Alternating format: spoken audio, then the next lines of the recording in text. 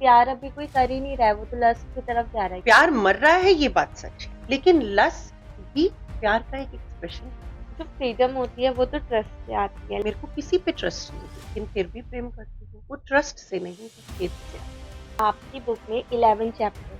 11 मेरे लिए representation of masculine और फेमिनिन एनर्जी, शिव का सच, ब्रह्मा का इल्यूजन और विष्णु का जीवन मिला के। जो लोग रिलेशनशिप में हैं एंड उनका ब्रेकअप हो जाता है तो उनको कैसे मूव ऑन करना चाहिए? कोई पूरी तरह से कभी भी मूव ऑन होता है। कुछ लोग होते हैं जैसे कि मल्टीपल रिलेशनशिप्स में रहते हैं। प्यार की कोई डेफिनेशन नहीं है कि इसको ही कर सकते हो उसको नहीं।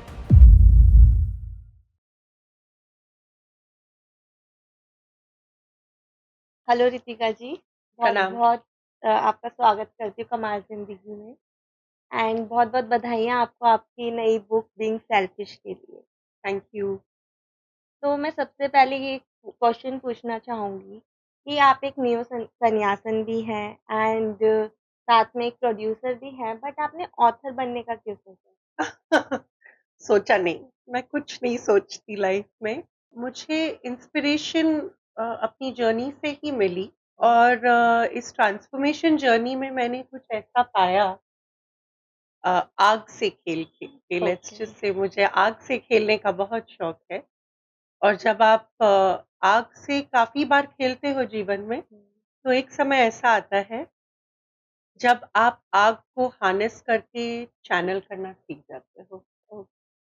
पर वो काफी बार जलने के बाद सीखा जाता है। तो बहुत बार आग से खेल खेल के मैं जल गई। इस बार जब जली, तो मुझे उस जलन में से कुछ ऐसा मिला जो सिर्फ मेरे जीवन को ही नहीं, काफी जीवन को, मतलब काफी लोगों के जीवन में कुछ प्रभाव ला सकता है। ओके। अब काफी लोगों तक ये किताब पहुंचेगी या नहीं, वो मेरा काम नहीं है देखना। मेरा काम है कि मैं अपने सच को दुनिया के सामने रखूं। अगर उसमें लोगों को कुछ मिले तो अच्छी बात है, नहीं मिले तो शायद और अच्छी बात होगी। ईदर वेज ऐसा ही कुछ हुआ, और मुझे एक इंस्पिरेशन मिली कि जो मैंने पाया है क्यों ना मैं दुनिया के साथ बांटूं, शायद किसी और को भी उसमें से कुछ मिल जाए। लिखना पढ़ना तो स्कूल से ही आता है, तो मैंने कलम लेके शुरू किया और रुकी नहीं, बस। ओके। तो बन गई। कुछ बनना नहीं चाहती थी, ऑथर नहीं बनना चाहती थी, मैं तो एक्सप्रेस करना चाहती थी, पर उस प्रोसेस में मैं ऑथर बन गई। तो रितिका जी, जो आपकी बुक का टाइटल है बीइंग सेल्फिश, जी। वो बहुत ही इंटरेस्टिंग टाइटल है। हम्म। एंड मतलब बीइंग सेल्फिश मतलब हर किसी के माइंड में या रीडर के माइंड में पॉजिटिव इम्पैक्ट है, ये जरूरी नहीं है। जी। तो ये टाइटल क्यों आपने चूज किया? देखिए, सबसे पहले तो मैं पॉजिटिव और नेगेटिव की बात करूंगी। जीवन में चीजें ना पॉजिटिव होती है ना नेगेटिव होती है। बिल्कुल। अगर आप एक स्पिरिचुअलिस्ट से, स्पेशली क्योंकि मैं एक tantra way of life follow करती हूँ, ओके। जिसमें कोई भी चीज राइट या रॉन्ग, गुड या बैड नहीं होती। ओके। और उसमें कुछ पॉजिटिव या नेगेटिव नहीं होता, हर चीज एनर्जी होती है जिसे ट्रांसफॉर्म की जा सकती है। तो मैंने तो ये टाइटल ये सोच के कभी नहीं रखा कि लोगों को इसमें से एक पॉजिटिव फील आए। ओके। मैंने ये टाइटल इसीलिए रखा, जैसे कि आपने वर्ड यूज किया, intriguing.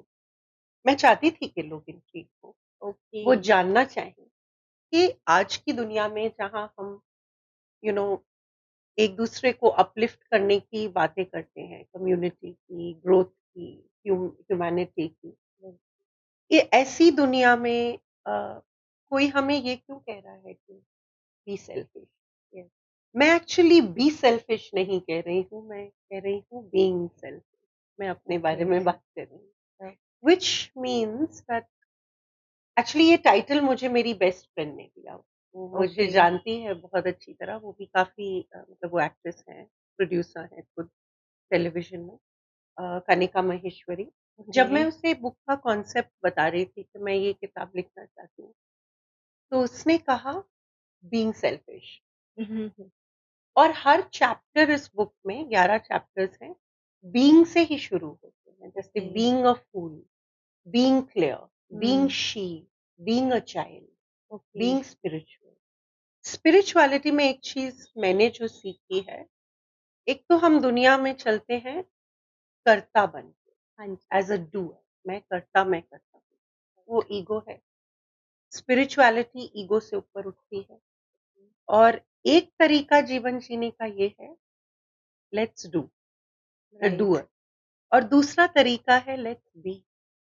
Right, So being is to bring the listener, because it's an audio book, back to the being, back to the self, instead of the focus out on what we can achieve and do. क्योंकि being से ऐसा तो नहीं है, मैं तो I just be, लेकिन आज मैं किताब भी लिख रही हूँ, संस्था भी चला रही हूँ, तो डूइंग तो हो रहा है। बिल्कुल, लेकिन मैं ये फोकस करके नहीं कह रही कि मैं ये करता हूँ तो मुझे यही करना है। अगर वो होता तो मैं कभी फ़िल्म और कंटेंट से डाइवर्ट होती ही नहीं, लाइक एज़ अ प्रोड्यूसर बिल्कुल, एक्टर से मैं डाइवर्ट ही नहीं होती। राइट, मुझे कभी पता ही नहीं चलता कि मेरे अंदर शायद एक लेखक भी है, बिल्कुल, या एक मतलब एक ऐसा प्रेमी भी है जो दुनिया के बच्चों को प्यार कर सकता है, उन्हें कुछ दे सकता है। मुझे ये पता भी नहीं चलता कि मेरे अंदर ऐसा कुछ है कि मैं ध्यान बाँट सकती हूँ। राइट, मैं उस पे ही अटकी रहती हूँ। लेकिन मैंने ये चीज़ इसलिए पाई, क्योंकि मैं दुनिया की आवाज़ को मैंने नहीं सुना। ओके, ऐसा नहीं है कि बिल्कुल कुछ नहीं सीखा, जहाँ प्रोडक्टिव चीज़ें मुझे मिली, मैंने उसे अपनी लाइफ़ में इनकॉर्पोरेट किया। लेकिन अगर मेरे अंदर कम कम से कम इतनी सेल्फिशनेस, ये किताब कहती है कम से कम इतनी सेल्फिशनेस आपके अंदर होनी चाहिए कि आप दूसरों की आवाज़ में ना होकर खुद की आवाज़ को सुन सकें। बिल्कुल, और ये किताब का डायरेक्शन, हाँ, ये कहता है बीइंग सेल्फिश, लेकिन ये आपको बताता है कि कैसे being selfish took me to selflessness, okay, how it was important for me to be selfish. मैं पहले सेल्फिश इतनी हो जाऊं कि मैं खुद के असली चेहरे को पहचान पाऊं। ओके, उसके लिए मुझे दुनिया की आवाज को शांत करना पड़ेगा, एटलीस्ट अपने अंदर, बाहर तो मैं कुछ नहीं कर सकती। बिल्कुल, शांत करके जब मैं इतनी सेल्फिश हो जाऊं, तभी मैं अपने असली चेहरे को देख पाऊंगी, असली आवाज को सुन पाऊंगी। और जो वो असली आवाज है या असली चेहरा है, वो तो कोई चेहरा ही नहीं है, उसमें कोई आय नहीं है, उसमें कोई ईगो नहीं है। राइट, तो being selfish is a dream chasers way home to oh, selflessness, very nice, to egolessness. Ego मेरी खत्म नहीं हुई है, मैं एनलाइटेंड हो जाती नहीं तो, लेकिन इतनी खत्म हो गई है कि मैं दुनिया में एक हेल्थी ईगो के साथ चल सकती हूँ। ईगो पूरी तरह से खत्म हो जाए तो मैं दुनिया में काम ही नहीं कर पाऊँगी। तो छोटी-सी ईगो काफ़ी होती है, यस, उतना है। बिल्कुल। उतना बहुत अच्छे से आपने एक्सप्लेन किया इस चीज़ को मतलब टाइटल में इतना ज़्यादा मतलब इतनी सारी चीज़ें छुपी थी, आपके मतलब खुद की सेल्फ कुछ ऐसी चीज़ें थी, जो जी, आपने बहुत प्यार से बताई। Thank you. अब आपने अपनी किताब के स्टार्टिंग में ही ब्रह्मा, विष्णु, महेश का ज़िक्र किया है। जी, तो स्टार्टिंग में ही क्यों आपने ब्रह्मा, विष्णु, महेश का ज़िक्र किया है? क्योंकि ये कहानी, पहली जो शब्द है इसमें, इन द बिगिनिंग, ओके, मतलब शुरुआत। तो आपने पूछा किताब की शुरुआत में क्यों किया? क्योंकि किताब की शुरुआत एक शुरुआत को ही दर्शाती है। हाँ, तो ये कहानी, मेरे को जब ये कहानी आई, एक्चुअली ये कहानी मुझे सेकंड ड्राफ्ट, सेकंड या थर्ड ड्राफ्ट के बाद आई, मुझे ओके, याद नहीं एग्जैक्टली। तब मैंने सोचा कि इसको कहाँ इनकॉर्पोरेट करूँ। तो ऐसे ही आ रहा था दिमाग में, मैं ऐसे ही शुरू करूँगी, in the beginning when there was nothing, in the beginning when there was nothing. तो उस जब वो चीज़ मेरे दिमाग में बैठी, श शुरुआत की ही बात कर रही हूँ तो शुरुआत में ही डालती हूँ। तो वहीं से शुरू किया, और कोई कारण नहीं। शिव, विष्णु, महेश की जो आपने कहानी लिखी है, उसमें बहुत सारे शब्द भी लिखे मतलब कि आए हैं, आपके बुक में आए हैं, जैसे कि ओम, एक अनंत, लाइट किलर और केतु की सूंड। तो जी, आपको क्या लगता है ये एक रीडर के दिमाग में कैसे रिफ्लेक्ट डालेगा? मैंने अपनी किताब की पहले चैप्टर में शायद ये एक्सप्लेन किया है कि जिस इंटेंशन से, जिस एनर्जी से, जिस फ्रीक्वेंसी से हम कुछ देते हैं, बिल्कुल। जरूरी नहीं है कि उसी फ्रीक्वेंसी और उसी इंटेंशन से वो रिसीव किया जाए। Yeah. रिसीवर की फ्रीक्वेंसी पे है हुँ, कि वो किस तरीके से रिसीव करते हैं। What is given and what is received is not always the same thing. बिल्कुल, राइट। तो मेरा काम तो देना है, क्योंकि प्रेम का मतलब ही देना है हाँ और मेरा जी। पथ प्रेम का है। तो मेरा काम देना है। जो इसमें से जो ले सके वो उनके ऊपर है। हाँ, ये सिंबलिज़म्स मेरे लिए कुछ मायने रखती हैं, लेकिन मैंने सिंबलिज़म्स को इसलिए एक्सप्लेन नहीं किया है, क्योंकि हर रीडर, हर लिसनर के दिमाग में अपना ही एक उनकी भी तो कुछ सिंबलिज़म्स होते हैं। हम बिल्कुल। आज की दुनिया में हम सब 11-11 और ऐसी चीज़ों को बहुत मानते हैं ना, हुँ, साइंस को, पर हर एक के लिए वो मीनिंग्स अलग होती हैं। बिल्कुल। तो उन्हें जो मतलब निकालना है वो निकाल सकते हैं, मेरा तो काम सिर्फ रखना है। हुँ, तो ऐसा कुछ तो मैं नहीं कह सकती कि मुझे क्या लगता है कि लोगों के दिमाग में आएगा। अगर मैं इन चीज़ों के बारे में सोचने लगी, तो मैं अपने सच को कभी नहीं दर्शा पाऊँगी। बिल मैं मेरा फ़ोकस वही हो जाएगा कि लोग क्या सुनना चाहते हैं, और मैं इस एस्पेक्ट से काम करती ही नहीं। फ़िल्मों में ज़्यादातर लोग यही करते हैं कि हम वही बनाएँगे जो लोग देखना चाहते हैं। मैं तो फ़िल्में भी ऐसे नहीं बनाती। अच्छा, मैंने जेएल 50 बनाई ये सोच के कि भाई मैं देखना चाहती हूँ बॉलीवुड के अंदर एक seriously dealt with science fiction subject. Okay. मैं देखना चाहती हूँ तो मैंने बनाई। मुझे सुनना है कि मेरी किताब कैसी लगी। अच्छा। I know this will sound selfish, hmm, hmm, but it is not. मतलब मैं कोई भी चीज़ किसी कारण से या किसी फ़ोकस से नहीं करती कि इससे कुछ मिलेगा मुझे वापस। ओके, मैं तो ये सोच के करती हूँ कि यार मुझे इस चीज़ में मज़ा आ रहा है तो मैं कर लूँगी। बिल्कुल, उसमें से कुछ निकल जाए तो निकल जाए, ना निकले तो मुझे एक्सपीरियंस तो मिला, मैंने कुछ सीखा तो। बिल्कुल। तो ये सवाल का तो जवाब मैं नहीं दे सकती। ऑल ओवर मुझे तो लगता है आप बहुत इंटरेस्टिंग तरीके से अपनी लाइफ़ को जीती हैं क्योंकि जो आपको अच्छा लगता है आप वही करती हैं, जी, प्रोफ़ेशनली भी एंड पर्सनली भी। जी। Very nice.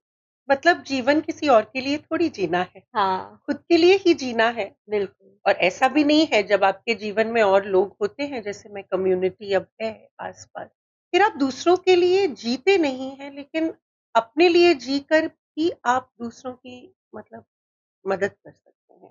हुँ, राइट। क्योंकि आपकी बीइंग में ही उनको जो मिलना होता है वो मिल जाता है। जैसे कि अभी आपने बताया कि आपकी बुक में 11 चैप्टर्स हैं, जी, राइट? अब गीता में 18 चैप्टर्स हैं एंड जी, रामायण में 500 अध्याय हैं। तो जी। आपने 11 क्यों चूज़?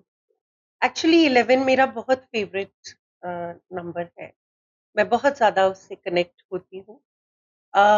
11 मेरे लिए रिप्रेजेंटेशन ऑफ मैस्कुलिन और फेमिनिन एनर्जी है। Okay, 1 is masculine, 1 is feminine, साथ मिलके एक बैलेंस, क्योंकि हम अपने आप को कंप्लीट करने के लिए अपने से बाहर एक मैस्कुलिन या फेमिनिन एनर्जी राइट। ढूँढते हैं। लेकिन मेरी जो अंडरस्टैंडिंग है, मेरी जो सेल्फ स्टडी है, और मैस्कुलिन फेमिनिन एनर्जी, मैस्कुलिन हमारे अंदर करता है, हुँ, डूअर, ईगो, नॉट अहंकार, ego construct, idea of self. और जो फेमिनिन है वो वॉइसलेस है, हुँ, शांत है। वो कुंडलिनी की शक्ति है जो हमें हमारे ईगो को तोड़ती है, और जब वो टूट जाता है तो फिर वो लीड करती है और ईगो फॉलो करता है। राइट। फिर जीवन की धारा ही बदल जाती है। जैसे कृष्ण ने कहा है राधा कुछ नहीं है। हुँ, राधा तो भगवत गीता में एक्चुअली कैरेक्टर है ही नहीं, अगर आप बिल्कुल, पढ़ें। तो वो एक सोच है।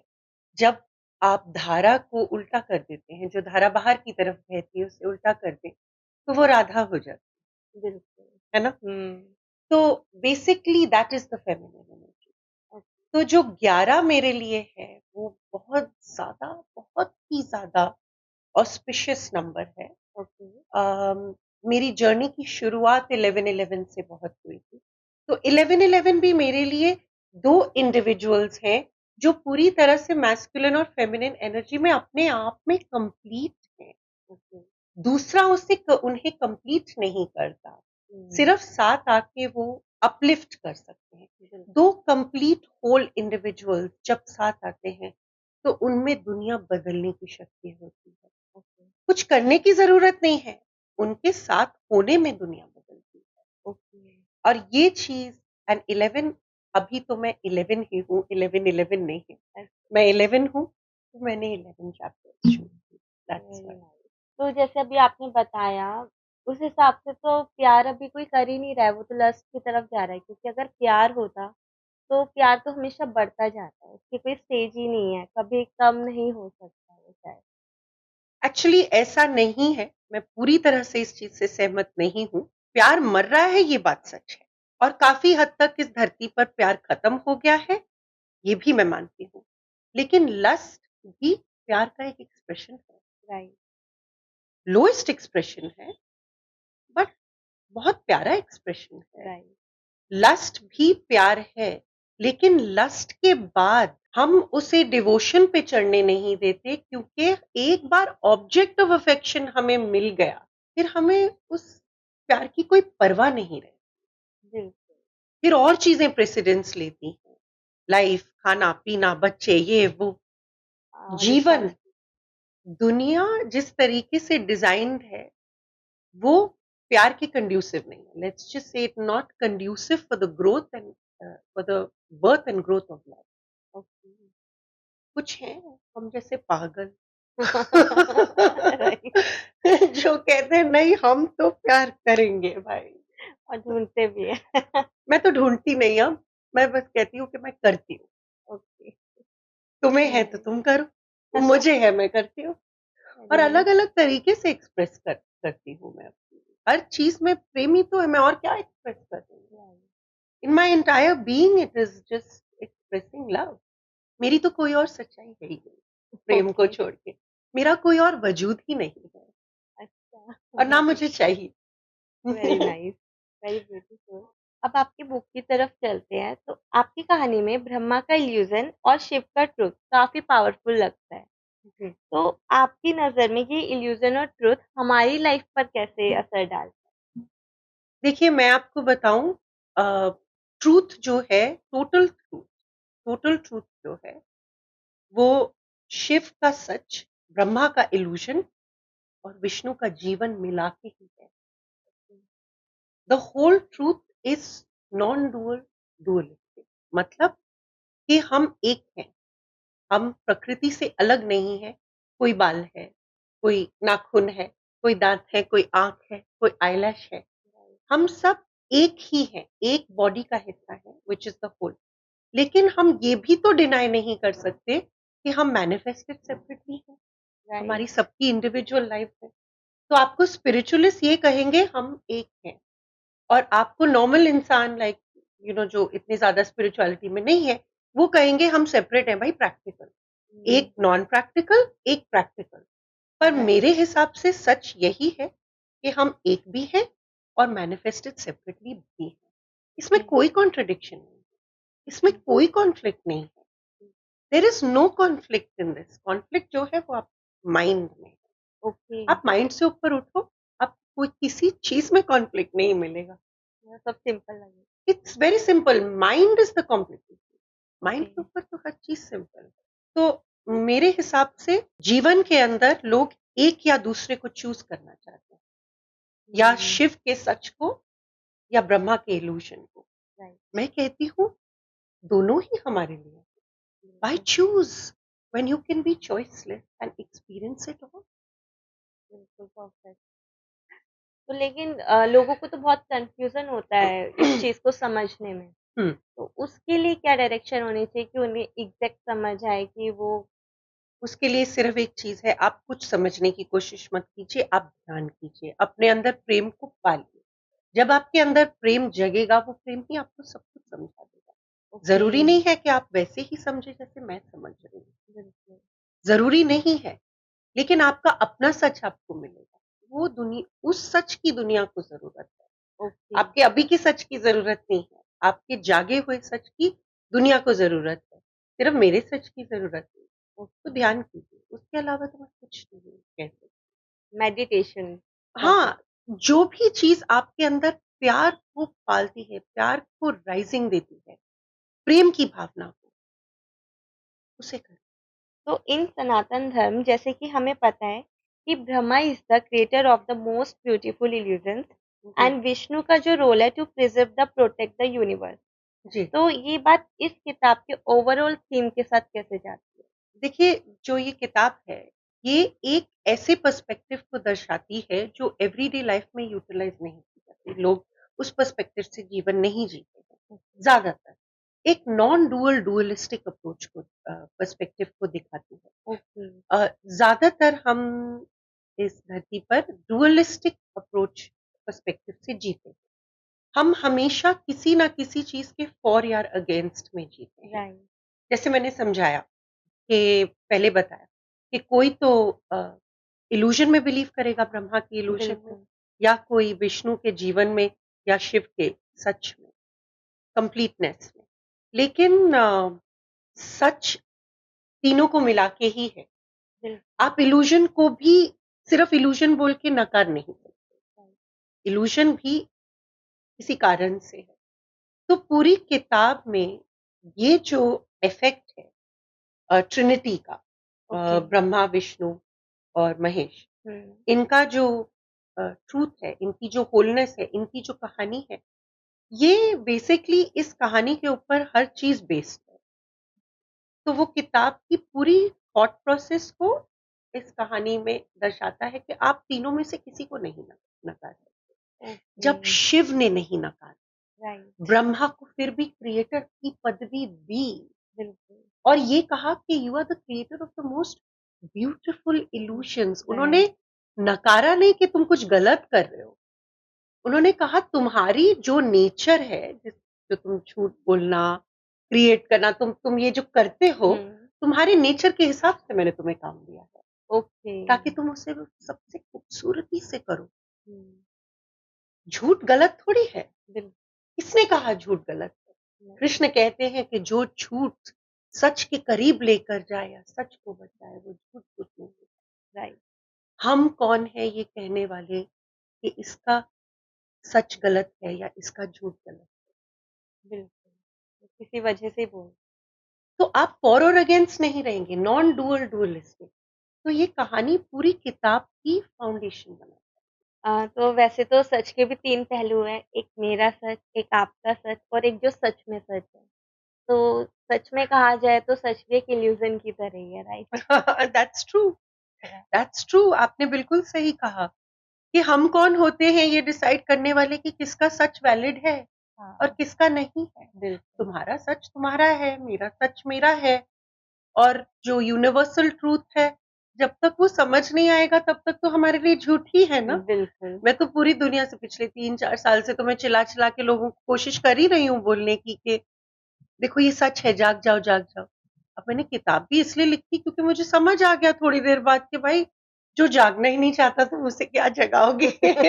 जिसे अपने नींद में मज़ा आ रहा है तुम उसे क्या जगाओगे? सही, तो या यू आर एब्सोल्युटली राइट कि सच इंडिविजुअल भी है और यूनिवर्सल भी है। Again non dual duality. ये पर मुझे ओपिनियन क्यों रखना है? मेरा तो सवाल ये है कि मैं ओपिनियन तुम्हारे सच पे क्यों रखूँ? बिल्कुल, मेरा क्यों ओपिनियन होना चाहिए? मेरा खुद के सच पे ओपिनियन भी नहीं, एक मेरा पथ है सच का। मैं अपने सच को जी रही हूँ, तुम अपने सच को जियो। बिल्कुल, उसी में तो खूबसूरती है, तभी राइट, तो धरती टिकी हुई है। अब सब एक ही सच को मानने लग गए, तो बहुत बोरिंग हो जाएगी बहुत ये ही बढ़ दुनिया बहुत बोरिंग, नो कलर। राइट, पर थोड़ा तो रंग चाहिए ना जीवन में। बिल्कुल, सही बात है। तो हमें अपने सच पर पूरा फ़ोकस रखना चाहिए, तो इसका मतलब तो ये हुआ कि अगर मुझे खुश रहना है, तो मैं कुछ भी कर सकती हूँ अपना सच मानकर। एक्चुअली ये बात लोगों को पसंद नहीं आएगी जो मैं कहने जा रही हूँ, ओके, लेकिन आपकी बात से मैं सहमत हूँ। ओ अगर झूठ आपको आगे बढ़ा रहा है जीवन में, आपकी एवोल्यूशन कर रहा है, तो किसी से क्या मतलब? देखिए, आप कुछ भी कर सकते हैं, ये तो बात सच है, लेकिन कॉन्शियसली आप किसी को अपने झूठ या सच में हर्ट ना करें। लेकिन ऐसा हमेशा होता नहीं है। बिल्कुल, अनकॉन्शियसली मैंने भी अपने सच को खोजने में ऐसे लोगों को दुःख दिया है जिनसे मैं मतलब जिनको मैं कभी हर्ट नहीं करना चाहती, जिनको मैं बहुत प्यार करती हूँ। मैं चाहती हूँ कि वो हमेशा खुश रहें, क्योंकि जब मैं उन्हें खुश देखती हूँ तो मेरे अंदर भी एक खुशी आती है। राइट। लेकिन ऐसे लोगों को भी मैंने हर्ट किया है, अनरियलाइजिंगली। लेकिन जब आपको रियलाइज हो जाए कि अपनी सच की खोज में आपने किसी को दुख दिया, तो मान लीजिए उसी वक्त। लोग मानते नहीं हैं, दबा लेते बिल्कुल। हैं कि यार मेरे से गलती हो गई, अब क्या करूं? शर्म के मारे बोल नहीं पाते। मैं हुँ, तो जैसे ही समझ आता है, मैं सॉरी बोल देती हूँ। क्यों? क्योंकि हेल्थी ईगो तो उसी को कहते हैं। हाँ। आप अपनी सच पे खड़े रहो, लेकिन जब आपको ये प्रूव कर दिया गया कि आप शायद गलत हो और हुँ, आप मान हुँ। गए, तो कोई गलत बात नहीं है। मेरे फादर ने मुझे ये चीज़ सिखाई है कि बेटा, किसी को सॉरी बोलने से कोई छोटा नहीं होता। Right, right. बिल्कुल, शायद तुम उसके दुःख को उस एक सॉरी से, कम सो कर don't hurt consciously, but yes, कुछ भी करो। राइट। बिकॉज़ कभी-कभार क्या होता है किसी चीज़ से सामने वाला तो खुश हो जाएगा लेकिन उसमें हमारा तो नुकसान है। हम हाँ, दूसरों को ज़्यादा खुश भी नहीं रख सकते। देखिए, फ़ोकस तो सबसे पहले, अगर मैं अपनी किताब की बात करूँ, आप फ़ोकस दूसरों से हटा के खुद पे लेके आइए। Sorry, okay. It does not matter कि आपको कभी नहीं पता चलेगा कि आपके करने से दूसरे को खुशी मिलेगी या दुःख। हम सिर्फ़ एंटीसिपेट कर सकते हैं, एंटीसिपेशन सच थोड़ी है, बिल्कुल। रियलिटी थोड़ी है। आपको कैसे पता चलेगा कि आप कोई भी हरकत या कोई भी बात किसी को कैसी लगेगी? हाँ, और अगर आप ये सोच के हर चीज़ करेंगे, तो फिर तो आप अपना सच नहीं जी रहे, फिर तो आप दुनिया की रीति-रिवाज़ों के साथ जी रहे हैं, बिल्कुल वेरी जो ट्रू। गलत नहीं है, राइट, आपको जो सूट करता है। राइट। मुझे वो चीज़ सूट नहीं करती, क्योंकि मैं बहुत क्लॉस्ट्रोफोबिक फ़ील करती हूँ। मैं फ्रीडम में जीना पसंद करती हूँ। मेरा पाथ लव का है, बट मेरी seeking consistently total and complete freedom की तरफ है। जी, freedom is my direction, love is my path, is the path that I'm walking on. The direction is freedom. Very nice. अभी आपने बोला लव इज़ फ्रीडम लेकिन आजकल लोग उसको फ़ॉलो नहीं कर रहे हैं। मतलब अगर मैं बात करूँ रिलेशनशिप की, हुँ, तो एक बॉयफ्रेंड क्या करना चाहता है, वो अपनी गर्लफ्रेंड को चाहता है ये कहीं ना जाए, घुमाने लेके जाऊँ तो मैं लेके जाऊँ। मतलब किसी पार्टी में अलाउ नहीं करता जाना। बहुत सारी लड़कियाँ इन चीज़ों से गुज़र रही हुँ। होंगी, आई नो। बट उसके लिए क्या है? तो इसमें लव इज़ फ्रीडम कैसे हो सकता है? देखिए, लड़कियों के साथ सिर्फ़ नहीं, लड़कों के साथ भी होता है। मैं खुद एक टाइम पे ऐसी थी, I used to be married, मैंने बहुत परेशान किया अपने एक्स हस्बैंड को, ओके। बिकॉज़ लड़कियों में आदमियों में ये इनसिक्योरिटी होती है, औरतों में जेलसी बहुत होती है कि वो कहीं जाएगा, किसी और लड़की से बात करेगा। लेकिन ये पोज़ेशन है। हाँ, जब आप ऐसा है ना, हम एक-दूसरे को चीज़ की तरह देखते हैं, इंसान की पदवी से नीचे गिरा के हमने एक-दूसरे को चीज़ बना दिया है, थिंग। यस, हम थिंग्स की तरह लोगों को देखते हैं, बिल्कुल, और हम दूसरे को थिंग तभी देख सकते हैं जब हम खुद को थिंग मानते हैं। बिल्कुल। हर रिलेटिंग खुद से शुरू होती है। तो कहीं न कहीं अगर आप किसी और में चीज़ देख रहे हो, पोज़ीशन की चीज़, तो इसलिए है क्योंकि आप खुद को भी चीज़ ही मानते हो कहीं न कहीं, अपने अंदर टटोल के देखते हो। ओके, तो this is not love, oh possession is not love, और इसलिए लव मरना शुरू हो जाता है। After you possess after you get the object of your affection. तो इसमें लव इज़ फ्रीडम।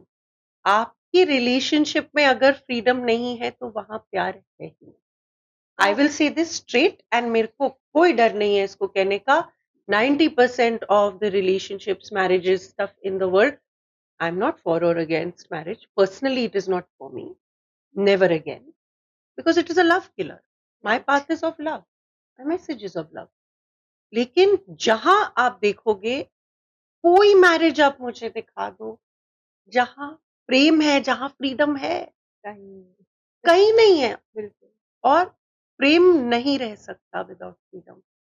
फ्रीडम की बेस नहीं होगी, तो वहाँ प्रेम है ही नहीं, कोई नहीं सकता।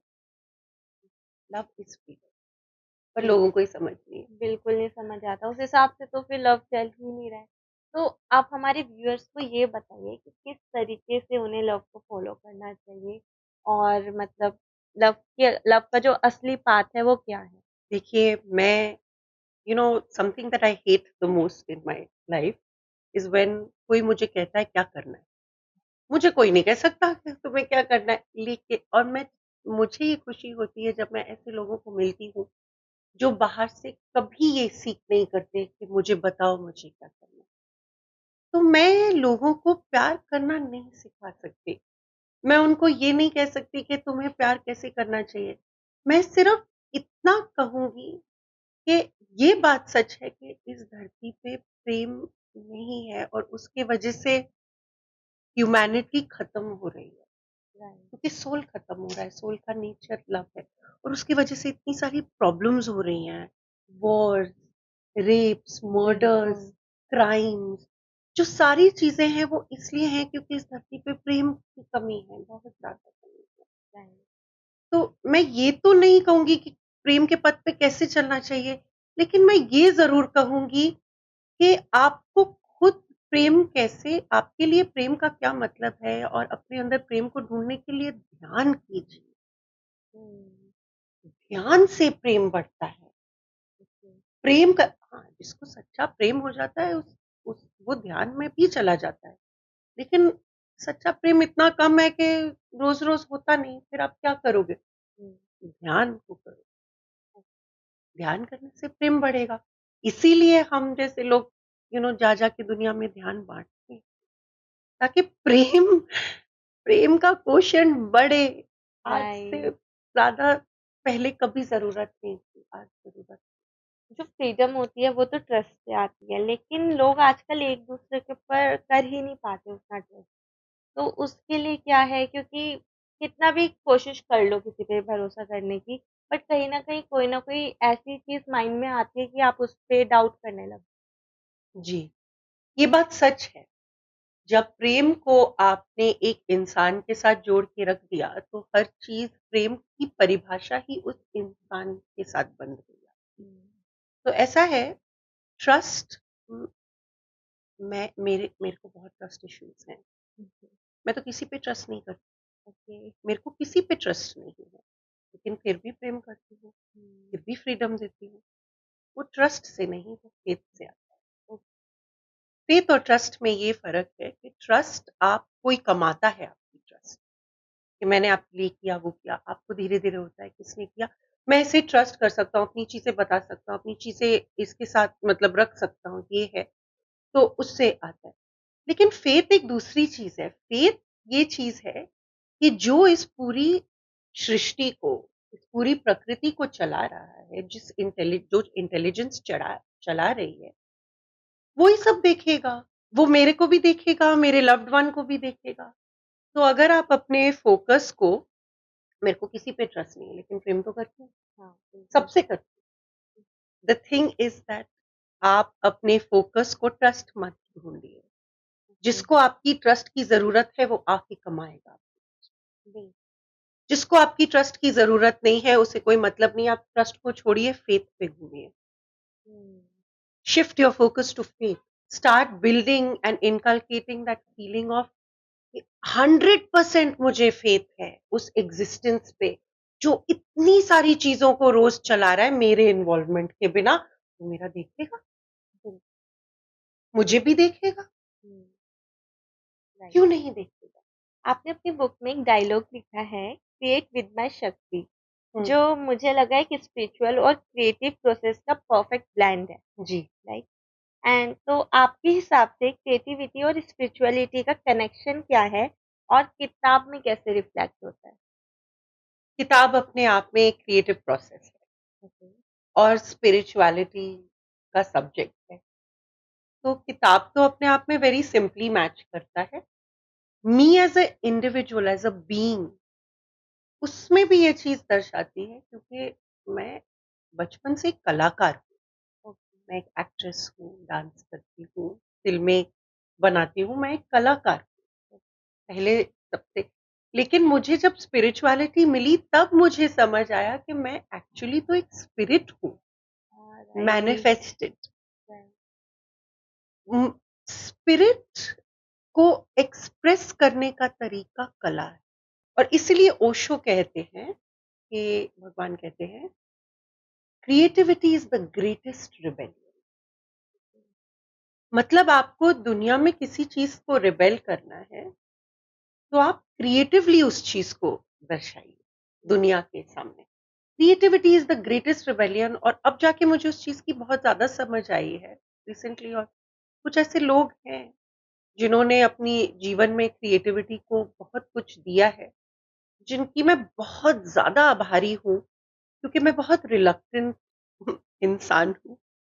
मुझे आइसोलेशन में रहना बहुत पसंद है, लेकिन मेरे अंदर कला है, कुछ दुनिया को देने के लिए है। और इन लोगों की वजह से, खासकर एक पर्टिकुलर इंसान की वजह से, नाम नहीं दूंगी, it is not important also, नाम इम्पोर्टेंट नहीं है, जो मुझे मिला वो इम्पोर्टेंट है उस चीज से। और अ, मैंने ये समझा कि अगर मुझे अपनी स्पिरिट को इवॉल्व करके दुनिया के सामने रखना है और कोई चेंज देखना है, तो मुझे क्रिएटिविटी का रास्ता मैं छोड़ नहीं सकती। बिल्कुल। मुझे उस पर टिके रहना है और अलग अलग तरीके से अपनी क्रिएटिविटी को दुनिया के सामने रखना है। तो स्पिरिट को अगर आपको एक्सप्रेस करना है, जो यूनिवर्सल ट्रूथ्स हैं, आप कैसे एक्सप्रेस करोगे? सिर्फ शब्दों में नहीं कर। और इसलिए किताब लिखने के बाद मुझे ये हुआ कि यार मैं ऐसे ही किताब निकाल दूंगी, कोई पढ़ेगा तो अपने हिसाब से समझेगा। नहीं, मैं इसे अपने आवाज में रिकॉर्ड करूंगी, अपनी आवाज से इसको एक जीवन दूंगी और उस जीवन को और ज्यादा एनहांस करूंगी और मैं उसमें साउंड लेके आऊंगी। तो रक्षित थांत्री, जिन्होंने मेरा साउंड किया है, वो 2 time film fair award winner है। बताइए, इतनी बड़ी फिल्मों के बनाते उन्होंने JL50 का साउंड किया। तो ऑब्वियसली मतलब एक दोस्ती है, एक रिस्पेक्ट है। तो उस हिसाब से उसने बहुत बहुत लाइक रीजनेबल प्राइस पे बोला कि नहीं, मैं तो इस चीज पे करना चाहता हूँ। और करने के बाद मुझे कहा कि मैं प्रोजेक्ट्स पे, फिल्मों पे, इन चीजों पे मैंने काम किया। ये मेरे लिए बहुत ब्यूटीफुल और डिफरेंट एक्सपीरियंस था। और अगर आप ये किताब को कल जब लाइव होगा आप पढ़ेंगे, सुनेंगे, तो आपको रियलाइज होगा, थोड़ा तो आपको अभी भी रियलाइज हो गया होगा कि म्यूजिक ने कितनी प्यारी चीज करी है।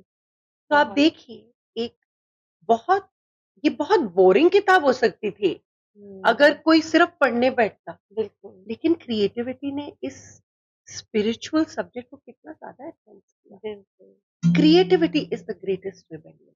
स्पिरिट को एक्सप्रेस करने का तरीका ही क्रिएटिव है। आप और किसी तरीके से कैसे कर सकते हैं? और क्रिएटिविटी की बात आई है तो मैं आपको बताती हूँ, you are your greatest creation.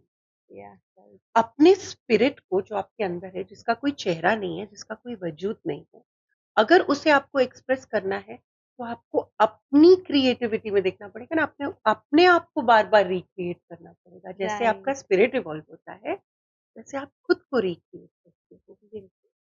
You are your greatest creation. Yeah, right. Creativity is everywhere after all. हाँ, and you are your greatest art. Yeah.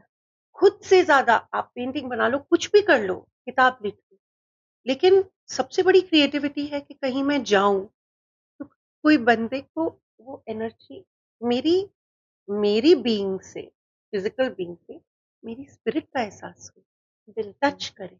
और जब मेरी स्पिरिट किसी और को टच करेगी, आपको टच करेगी, तो आपकी स्पिरिट में जाएगी, आपकी फिर हम स्पिरिट टू स्पिरिट कनेक्ट कर पाएंगे। डेप्थ में कनेक्शन होता है, वो तंत्र है basically, connecting from the spirit. It's the तंत्र वे ऑफ लाइफ।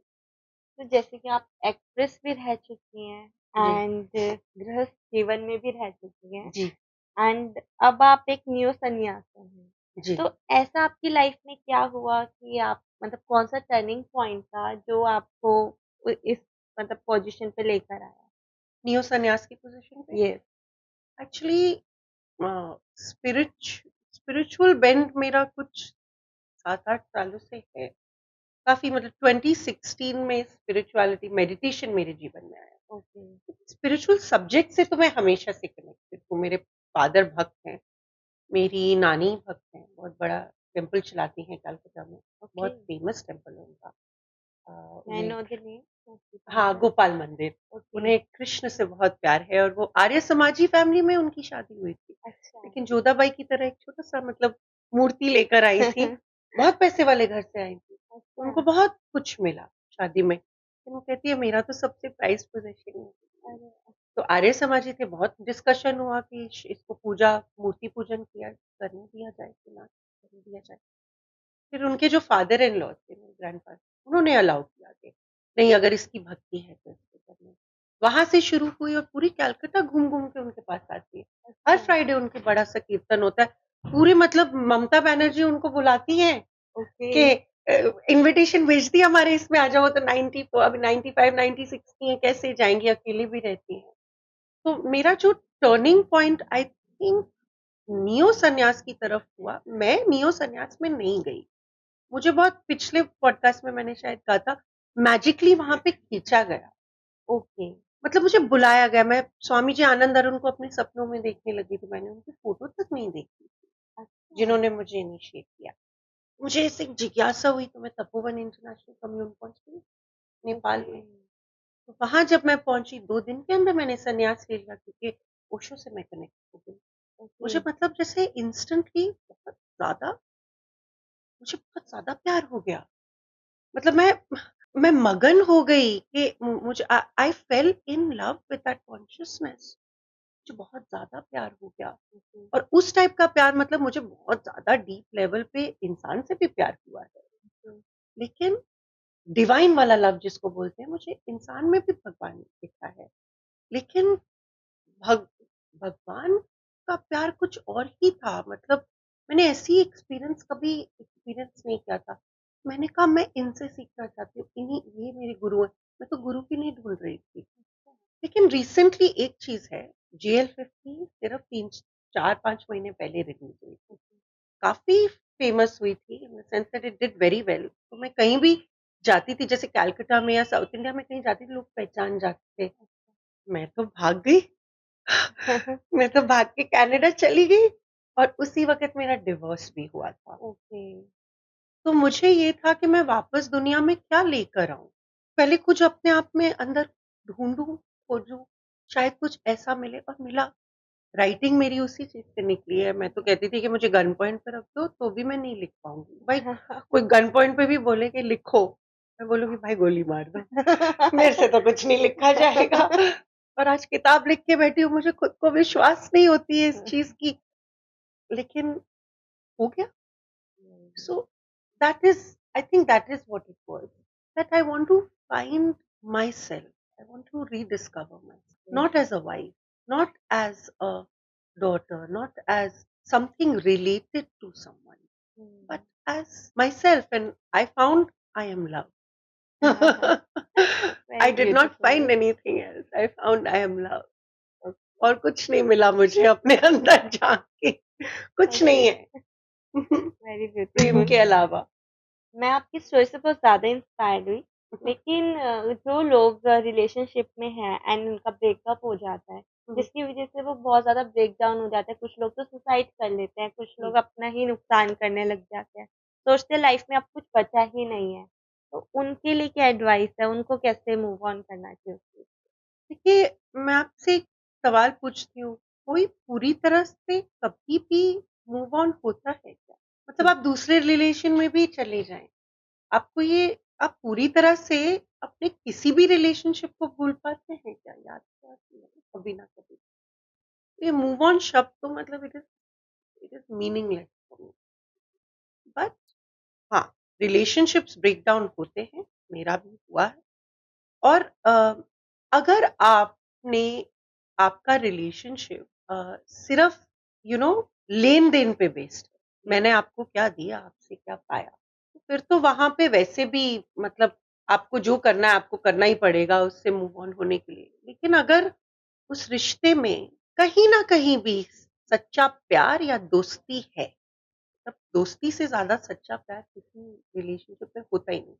अगर दोस्ती का बेस है तो मैं तो ये कहूँगी कि लीगैलिटीज़ खत्म हो जाती हैं, रिलेशनशिप चेंज हो जाता है, लेकिन प्यार कभी खत्म नहीं होता। मेरा नहीं खत्म हुआ, उसका रूप बदल जाता है। हुँ, अगर आप रिलेशनशिप टूटने के बाद भी दोस्ती रख पाएँ, तो हुँ, आपका वो रिलेशनशिप अनसक्सेसफुल नहीं, सक्सेसफुल। ओके।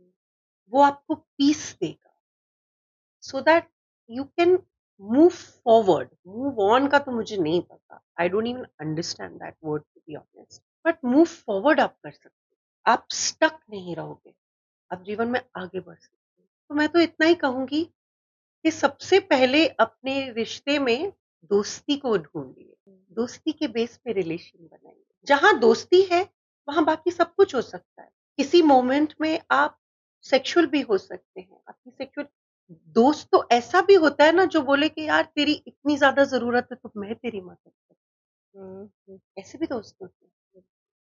तो दोस्ती को बेस बनाओ, बाकी हर चीज जो एक रिलेशनशिप की नीड है उसमें से ही निकल जाए। रिलेशनशिप्स में आजकल की जनरेशन ने बहुत सारे टर्म्स बना दिए, सिचुएशनशिप हम्म। एंड बहुत ज़्यादा अजीब-अजीब टर्म्स है, ब्रैड टर्म्स एंड ऑल, पता नहीं क्या-क्या।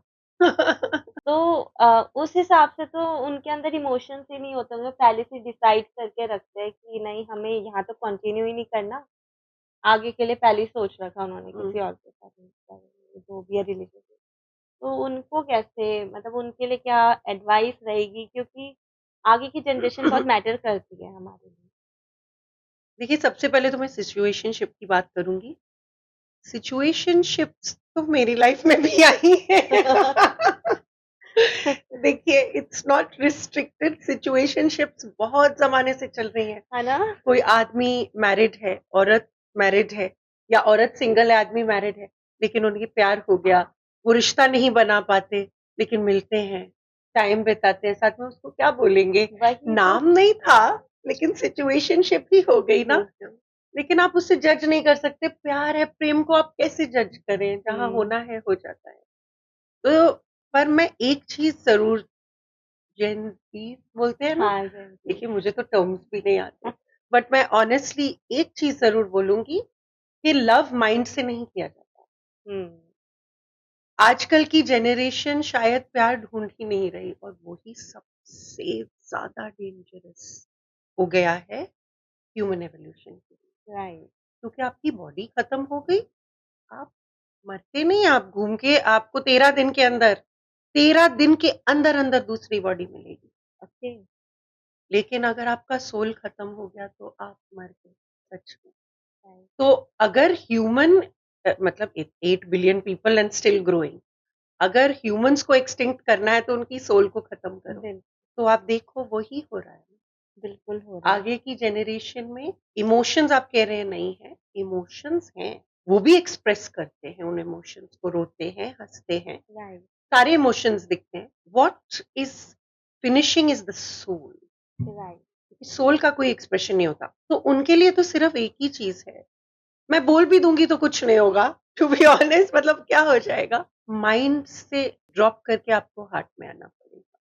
राइट। आपको रिश्ते दिल से, रिश्ते दिल से बनते हैं, दिमाग से नहीं। बिल दिमाग से बिजनेस होता है बस। और हुँ, क्या करना है दिमाग का?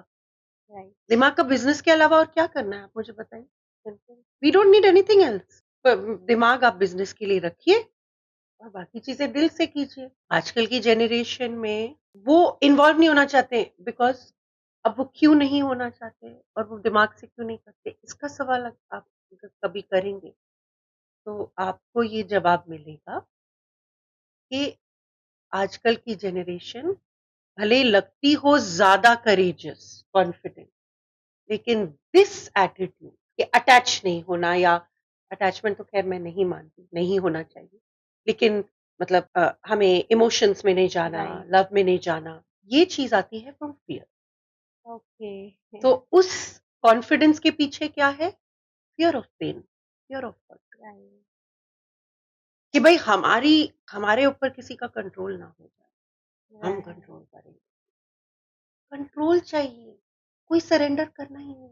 की वजह से 2 और टर्म्स है जैसे कि बेंचिंग और घोस्टिंग, हम्म, कि अभी यहाँ पे डर गए तो चलो दूसरा पार्टनर तो है ही ready, and ghosting is like कि आप गायब भी हो जाओ, सामने वाले को कोई फ़र्क ही नहीं पड़ता। इट्स सैड कि आजकल के जमाने में मतलब प्रेम की जगह ही नहीं है, लेकिन जो है वो है, वो ऐसे करते हैं। It is true that backup plans और ये सब वो सब लोग रखते हैं, लेकिन पर बैकअप प्लान में भी तो वही होगा ना।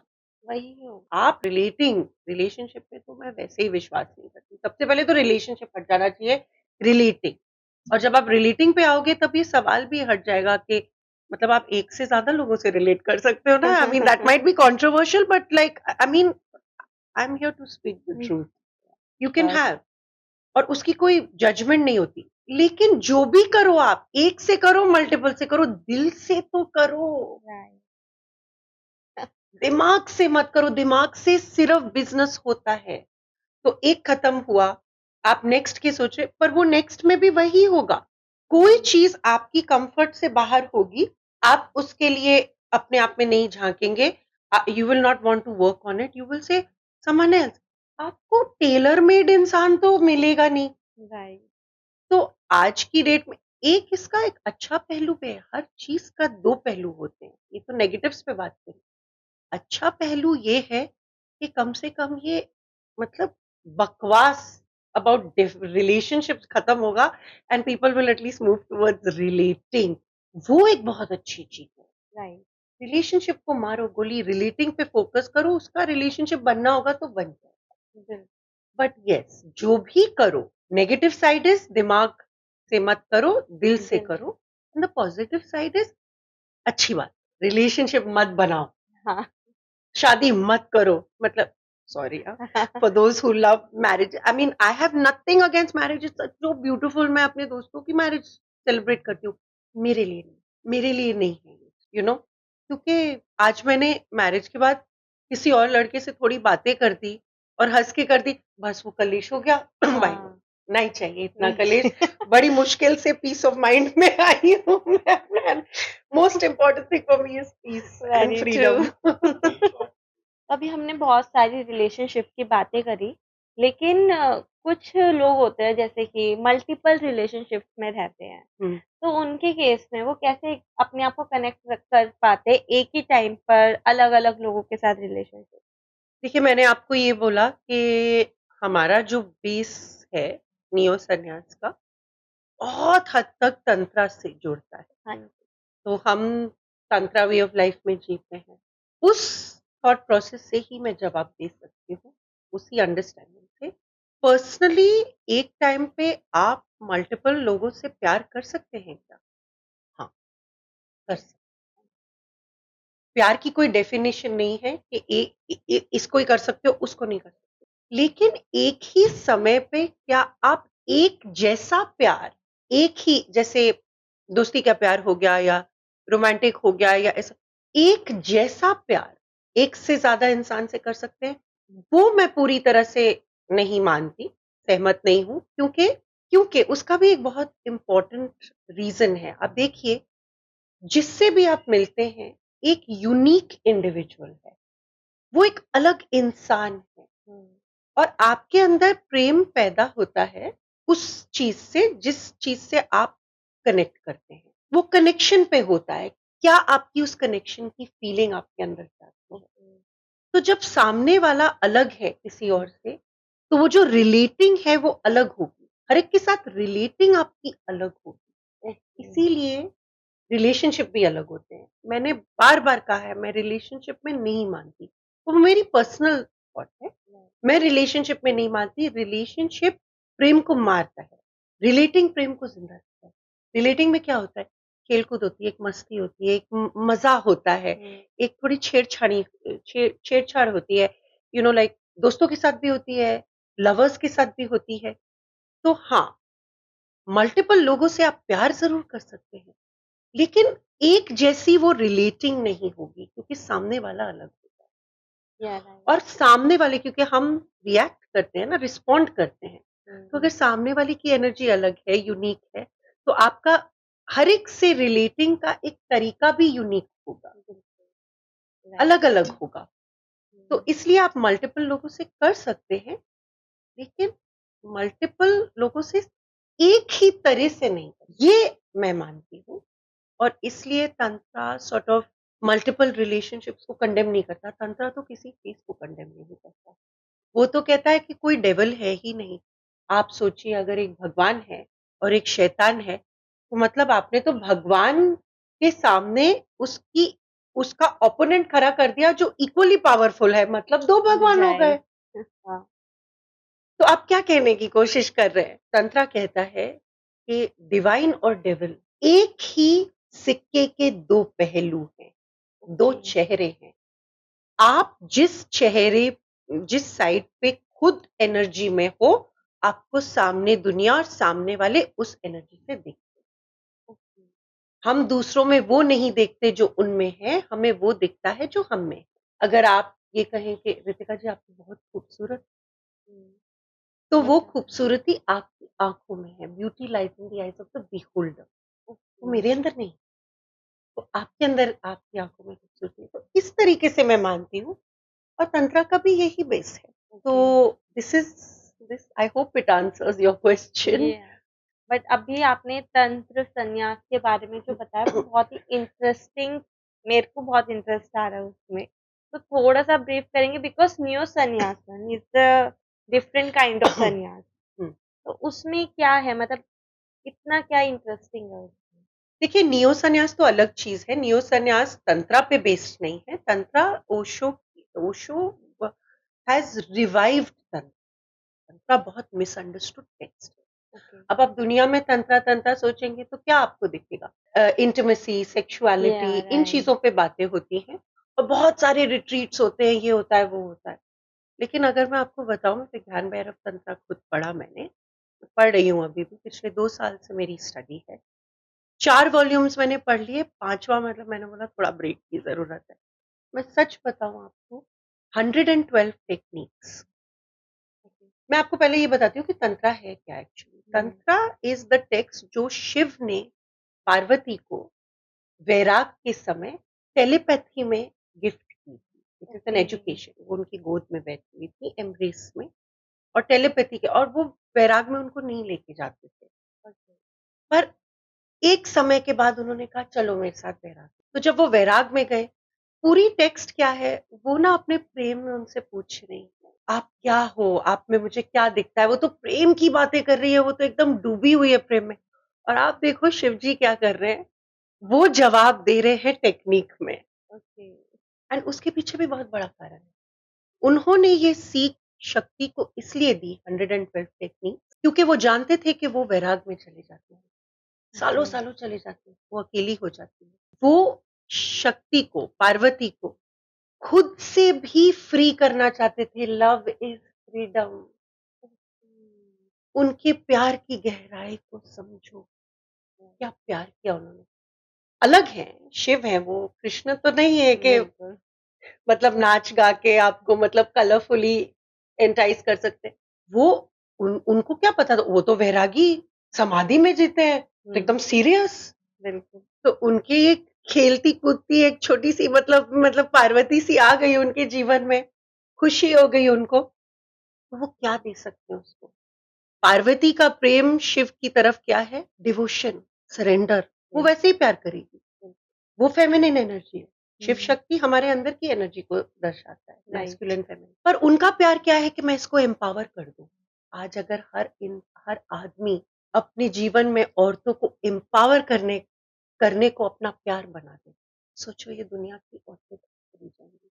मैं बहुत आभारी हूँ कि मेरे जीवन में ऐसे आदमी, मेरे जीवन में कम से कम एक तो ऐसा आदमी है, मेरे फादर भी ऐसे हैं, जो एम्पावर करने को प्यार मानते हैं। Very grateful. और इसलिए मैंने एम्पावरमेंट को एक्सेप्ट किया, वरना मैं तो मतलब ध्यान में बैठी रहूँ, मुझे क्या करना। इसलिए मैं वापस दुनिया में आई भी कि चलो यार, किसी को मुझ में इतना विश्वास है तो मैं क्यों ना करूँ। हुँ, वो जगाता है। तो दिस इज तंत्र एक्चुअली। और 112 टेक्निक्स में सिर्फ 6 सेक्सुअल टेक्निक, बाकी तो लाइफ रिलेटेड छोटी छोटी टेक्निक्स है, मेडिटेशन भी नहीं। अब सारी चीजें योग मान लो, जिस चीज पे ये दुनिया पूरी बनाई है स्ट्रक्चर्ड वर्ल्ड, वो वेदों पे बनी। और वेद क्या है, बहुत प्यारा, again beautiful text, but very disciplined. Tantra is no discipline, it is a chaotic discipline कि भाई एक दिन में ये काम करने हैं।